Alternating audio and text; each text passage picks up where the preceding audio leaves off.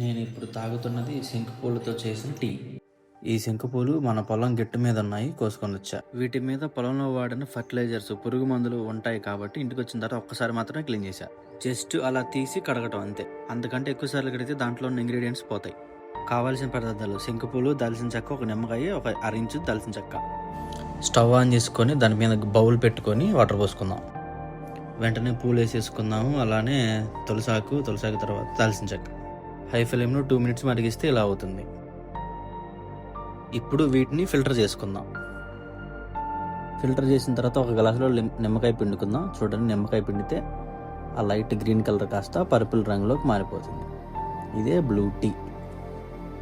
ఇది తాగడం వల్ల వచ్చే ప్రయోజనాలు అన్ని డిస్క్రిప్షన్లో ఇస్తాను, చెక్ చేయండి.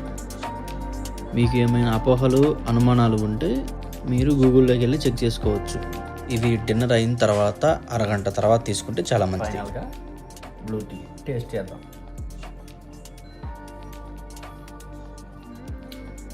Wow, super.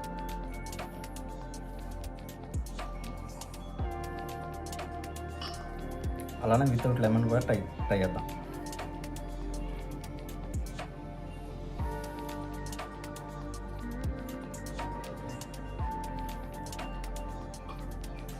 లెమన్ ఉంటేనే బాగుంది, ఇంకా కాకపోతే అది డైరెక్ట్ ఫ్లేవర్.